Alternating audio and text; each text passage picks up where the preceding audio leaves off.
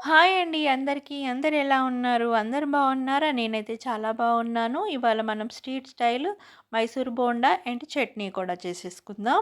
ఇదిగోండి దానికోసం అని చెప్పేసి బౌల్ తీసుకున్నాను. దానికి 1 ½ కప్పు పుల్లటి పెరుగు తీసుకుంటున్నాను. దానిలోకి 1 టేబుల్ స్పూన్ బేకింగ్ సోడా.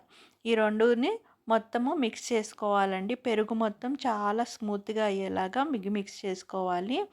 ఇదిగోండి నేను చూపించిన విధంగా విస్కర్‌తో బీట్ చేస్తూ మొత్తాన్ని కలిపేసుకోవాలండి. పెరుగు మొత్తం చాలా సాఫ్ట్‌గా రావాలి అండి. చూసారు కదా పెరుగు ఇలా సాఫ్ట్‌గా అయిపోయింది. సన్నని బబుల్స్ కూడా వచ్చినాయి కనిపిస్తున్నాయి కదా! ఇప్పుడు దీనిలోకి మనం మైదా తీసుకుంటున్నాను. 2 కప్స్ మైదా అయితే నేను తీసుకుంటున్నాను. మీ మైదా ప్లేస్‌లో మీరు గోధుమ పిండి కూడా యూజ్ చేసుకోవచ్చండి. టేస్ట్‌లో ఏమాత్రం డిఫరెన్స్ ఉండదు. చాలా బాగా వస్తాయి. ఇప్పుడు దీనిలోకి తగిన వాటర్ని వేసుకుంటూ కలుపుకోవాలండి. వాటర్ ఒకేసారి వేయవద్దండి. మెల్లగా కొంచెం కొంచెం చూసుకుంటూ కలుపుకుంటూ వేసుకోవాలి. నేను చూపించిన విధంగా అయితే బాగా మిక్స్ చేస్తూ కలుపుకోండి. ఎందుకంటే మన బోండాలు చాలా సాఫ్ట్‌గా రావాలి అంటే ఈ మిక్స్ చేసే విధానంలోనే బేస్ అయి ఉంటుందండి. పిండి మనం ఎంత బాగా కలిపితే బోండాలు అంత బాగా ఉబ్బుతాయి. అంత బాగా వస్తాయండి. టేస్ట్ కూడా బాగుంటుంది. అది గమనించండి. చూసారు కదా! ఈ కన్సిస్టెన్సీలో అయితే పిండి ఉండాలి. ఇప్పుడు దీనిలోకి నేను సాల్ట్ యాడ్ చేసుకుంటున్నాను. అలాగే 1 టేబుల్ స్పూన్ జీలకర్ర. ఇప్పుడు మళ్ళీ ఒకసారి దీన్నంతా మిక్స్ చేసుకుందాం. మొత్తం కలిపేసుకుందాము. ఇప్పుడు దీన్నంతా మనం ఒకసారి కలిపి మూత పెట్టి పక్కన పెట్టుకుందాము.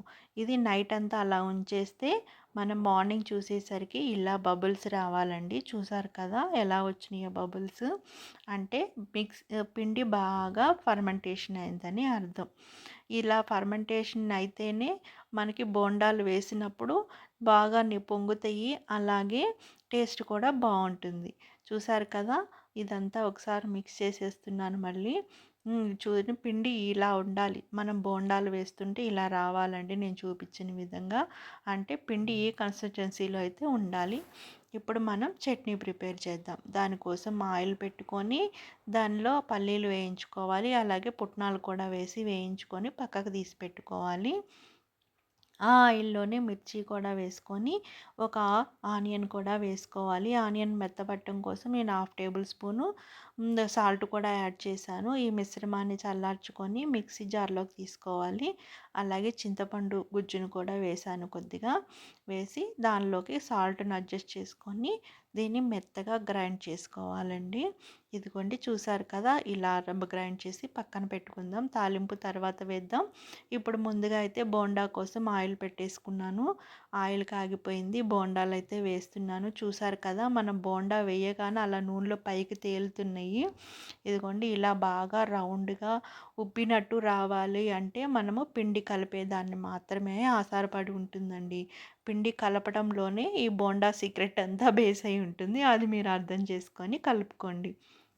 ఇదిగోండి మన బోండాలైతే రెడీ అయిపోతున్నాయి. ఇలా టిష్యూ పేపర్ మీదకైతే తీసుకుంటున్నాను. ఎక్సెస్ ఆయిల్ ఉంటే పీల్చుకుంటుందని. కానీ నాకైతే ఆయిల్ అయితే ఏం పీల్చుకోలేదండి.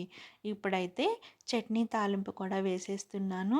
ఇదిగోండి మనకి వేడి వేడి బోండాలు with street style chutney ready అయిపోయినాయండి. మన బోండాలైతే చాలా బాగా వచ్చేసినాయి.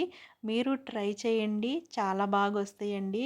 ట్రై చేసి నాకు కామెంట్ కూడా చేయండి ఎలా వచ్చినాయి ఈ బోండాలనేది. కొత్తగా చూస్తున్న వాళ్ళు సబ్స్క్రైబ్ చేసుకోండి, లైక్ చేయండి, అలాగే షేర్ చేయండి. చూసారు కదా ఎంత సాఫ్ట్గా వచ్చిందో బోండాలు. రండి తినేద్దాం. ఓకేనండి ఇంతే. ఈ వీడియో మీకు నచ్చింది అనుకుంటున్నాను.